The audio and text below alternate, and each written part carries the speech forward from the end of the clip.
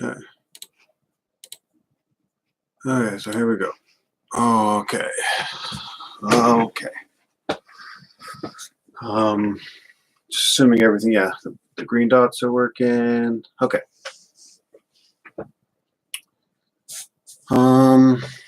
Yeah, learning defined. So this video is intended to be a video that defines learning so that it makes sense what I'm talking about in future videos, where I am drawing from this definition to analyze different aspects of learning and our relationships with it, etc. So this is going to be a learning focused channel, as you should be aware of by now.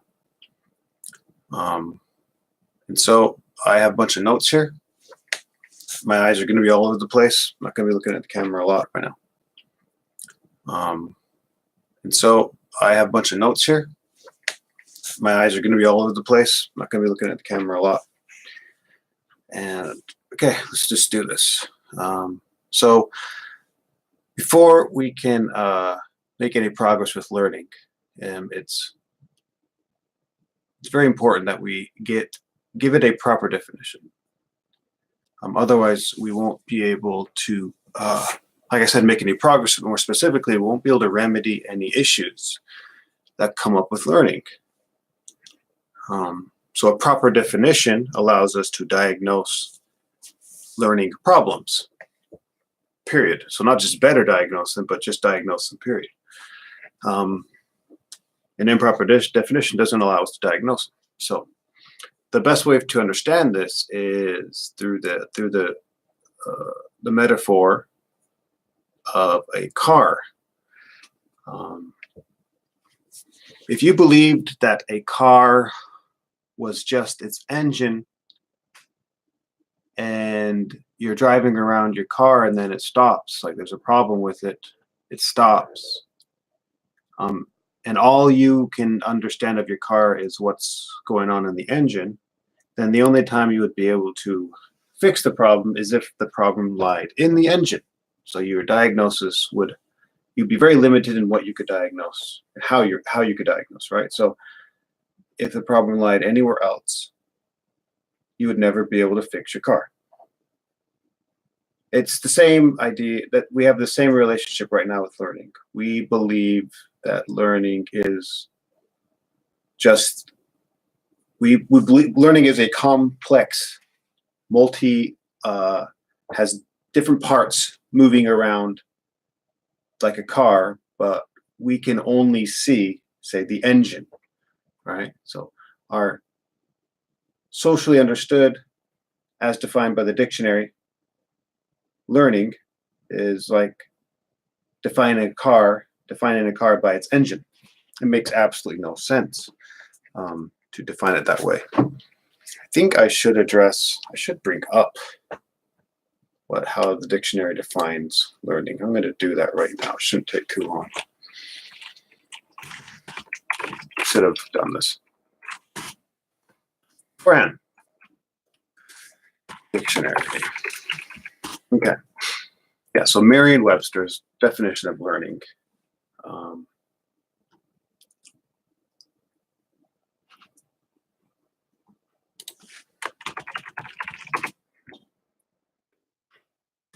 An activity or process of gaining knowledge or skill by studying, practicing, being taught, or experiencing something. Activity. Okay. So it's an activity or process. Okay. Knowledge or skill gained from learning. So a knowledge or a skill. So the definition is it's a process or an activity of getting knowledge, or it's a process or activity of getting a skill. So it's getting knowledge or getting a skill. And so that, as a definition of learning, doesn't allow us to diagnose issues that come up with learning because it is an incomplete, therefore an inaccurate definition. In much the same way as if you said a car is an engine, it's an inaccurate or incomplete definition of what a car. Okay, so I don't know how faithfully I'm going to reference this definition, but I want to give a definition of learning that will allow us to properly diagnose it. And I know that a lot of people will, I'm by doing this, I'm going to isolate myself from a lot of people, especially people who are pretty gung-ho about that definition of learning. You know, stakeholders in that, for example, people that write books about learning according to that definition, teachers who teach according to that definition, etc. And that's fine, because let's just say, for example, my idea gets traction. That means that I'm going to get the attention of these people, and they will make it to their goal to debunk me or keep me down, which means that they will have to do work to debunk my idea. And that will only lead to us better understanding learning, which will then allow us to remedy issues with learning quicker than if I was just doing it by myself. So I actually don't mind that at all. So let's just get to my definition.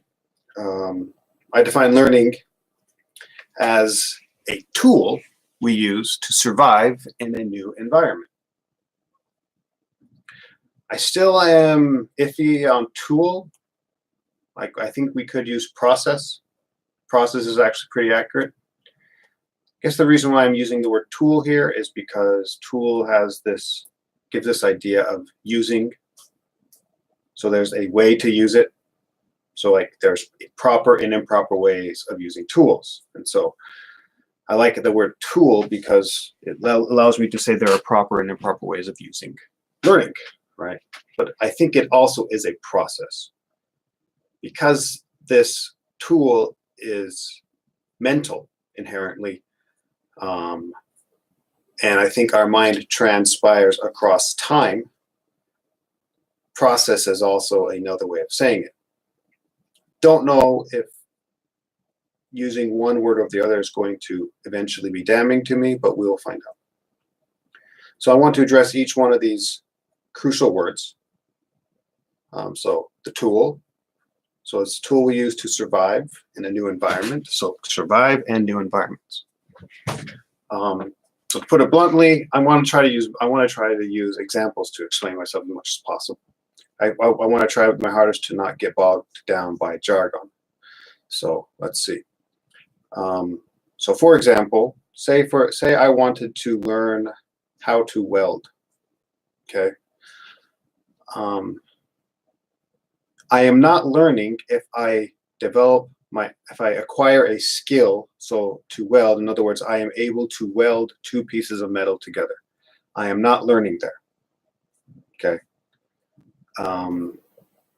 According to the dictionary form of learning, I am learning, but that is not complete. Therefore, it's not learning. Just the skill of being able to merge two pieces of metal together with a welder is not learning how to weld. And the reason is because because if any issue arised, you cannot properly address an issue with welders in general with that perspective of learning. So I am learning if I am able to use the skill of welding to survive in a new environment, namely that being an environment of welders. So that's when I'm learning. So it's like I'm adding an additional part to the traditional definition of learning. Yes, you do acquire a new skill or new knowledge during the process of learning, but learning is not just that. It is more than that. It deals with more things than just acquiring a new skill or a new knowledge set. It deals with using this new skill and set of knowledge to navigate, to survive in a new environment. And so then I want to get more deep into what it means to survive in general, and then what it means to survive in a new environment. So what does a new environment look like? And then how does learning help this happen? Okay. So surviving in a new environment is first having your carnal needs satisfied, and then your spiritual needs satisfied. And for both of these, so by carnal needs, I mean just having a place to sleep, food to eat, um, being able to have a family, or some type of those things that keep the body alive. So place to exercise, put it as blunt as possible, being able to have sex, and then your spiritual side would be, so that's the first. Those are more important than your spiritual. They are. If you can't even, there's no such thing as a spirit if those aren't being satisfied sufficiently, right? So if you're not having enough food, there's no such thing as being spiritual. It's just you need food. So those are first, and then once those are being satisfied, then it's about your spiritual side, and that's social. That's having friends.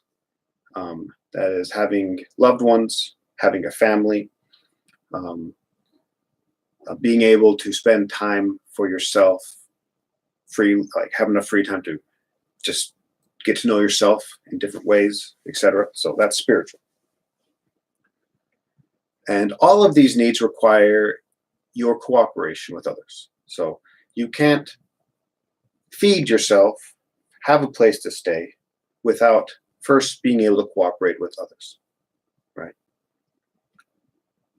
And also, your cooperation with others must also be in aligned with requisites of nature. So that nature is this balancing force that doesn't let things get too much on one side or the other, keeps things in check with every other organization of living creatures, right? And so your cooperation with others, you then become an entity that must cooperate with other people who are also cooperating with each other, right? So it's like this meta cooperative thing that's represented by nature. So learning is a tool we use to do all of that, but through the development of a new skill or acquisition of a new set of knowledge. So right off the bat, you can see that learning has to do with allowing you to feed yourself, etc., and develop new friends, and etc., that you would not have been able to do with your current skill set. So to go back to the welder, learning is being able to use the skill of welding to feed yourself, being able to use the skill of welding to feed a family member, being able to use the skill, using the skill of welding to make new friends, to integrate yourself into a new society, to belong to a new group. Learning is a tool we use to do that. Okay. So there's a lot of things to consider here. Well, so learning is definitely not a what's the word called? It's not a light thing. It's not a entertainment mechanism. You're not learning. Entertainment is not. So it's not it's not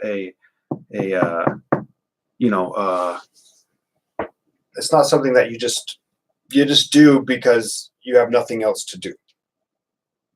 So reading a book is not learning. Yeah. Making friends is not learning, right? And so issues that we see in learning are better solved if we take all of this into consideration. So, yeah, and that's kind of what I want to do in subsequent videos, is I want to address certain issues that we have arisen under the traditional definitions of learning, and see how they can be solved with this new definition of learning, and see how there is possibly no other way for them to be solved other than adopting this new definition of learning. And there's lots of different technical aspects of it that I want to address, but I think right now this is sufficient. Learning is so the way to use this tool to survive a new environment is a procedure. So that's kind of how the procedure comes into place, the process. The use of the tool of learning to survive in new environments is a series of steps, so a procedure. So developing the skill of welding that will then allow you to coexist with other welders, which means allow you to use welding to feed yourself, to clothe yourself, to rest your weary body, and then if you have a family, feed those of your family, and allow you to and then your spiritual, which is I guess feeding your family is part of the spiritual, and then give you the freedom to further explore yourself through non-tangential activities and then develop new friendships and deepen your friendships with other individuals. The use of welding to allow all this, that is what learning is about. That's learning. And so I'm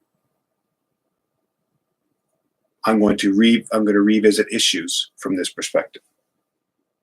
So I think this is sufficient. I will end the stream here.